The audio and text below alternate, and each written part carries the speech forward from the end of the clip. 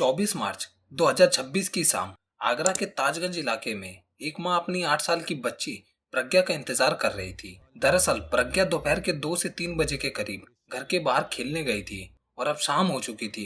वो घर वापस नहीं आई। She was missing. इसके बाद घर वाले ताजगंज थाने में प्रज्ञा की मिसिंग कंप्लेंट दर्ज करवाते हैं, लेकिन जब पुलिस इन्वेस्टिगेशन करती है तो पता चलता है कि प्रज्ञा लापता नहीं हुई बल्कि उसकी हत्या की गई है।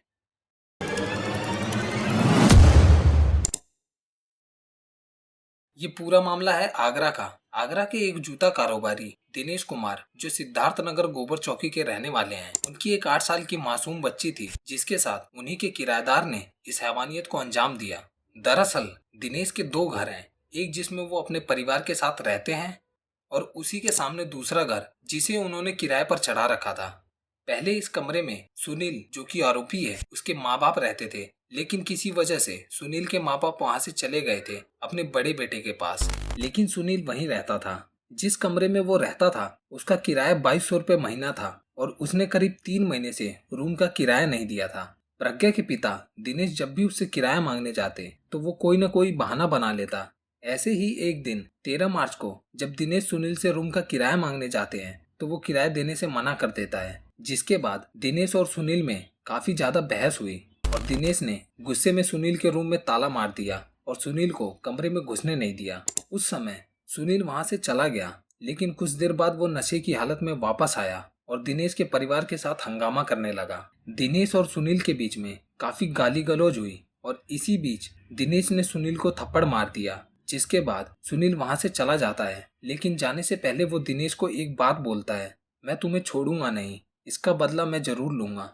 अब कुछ दिन बीत जाते हैं और सुनील अपने पिता के साथ 22 मार्च को वापस आता है और दिनेश को 5000 रुपए देता है और बातचीत से सारा मामला शांत हो जाता है और सुनील उसी किराए के रूम में रहने लगता है। अब दिन आता है 24 मार्च। प्रज्ञा दोपहर के 2 से 3 बजे के करीब घर के बाहर खेलने जाती है। अब धीरे धीरे शाम हो जाती है पर प्रज्ञा घर वापस नहीं आती। पहले तो परिवार वालों को लगता है कि शायद प्रज्ञा खेलते खेलते ट्यूशन चली गई होगी, लेकिन जब प्रज्ञा के ट्यूशन टीचर को फोन लगाया जाता है तो ट्यूशन टीचर ने बताया कि प्रज्ञा आज ट्यूशन ही नहीं आई है और ये सुनते ही परिवार की घबराहट बढ़ने लगती है और वो प्रज्ञा को आस पड़ोस में ढूंढने लगते हैं, लेकिन प्रज्ञा का कुछ पता नहीं चलता। जिसके बाद परिवार वाले ताजगंज थाने में प्रज्ञा की मिसिंग कंप्लेंट दर्ज करवाते हैं, जिसके बाद पुलिस की टीम भी प्रज्ञा को खोजने लग जाती है।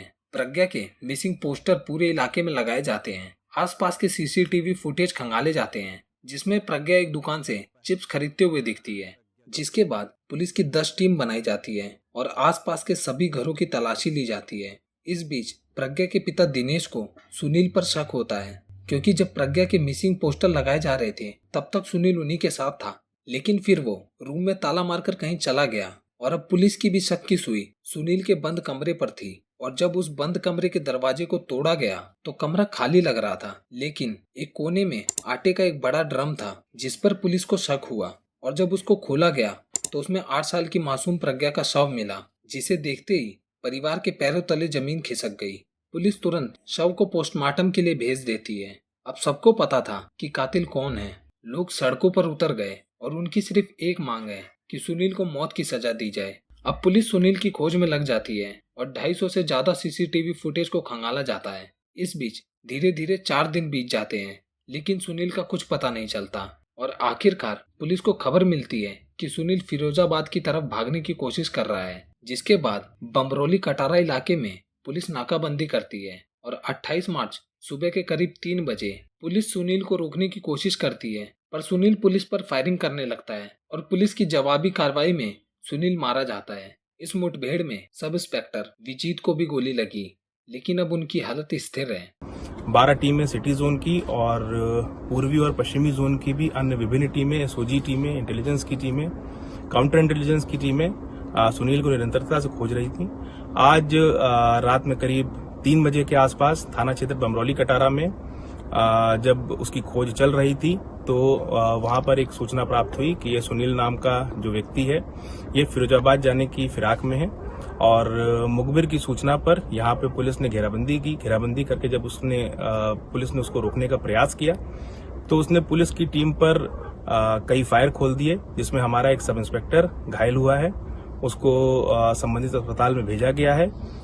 पुलिस ने भी जवाबी कार्रवाई में आत्मरक्षार्थ अपने आप को बचाते हुए सिखलाए हुए तरीके से काउंटर फायर किया है, जिसमें यह व्यक्ति सुनील घायल हुआ है।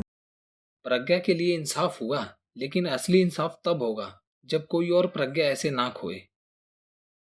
आपका इस पर क्या कहना है, आप मुझे कमेंट में बता सकते हैं।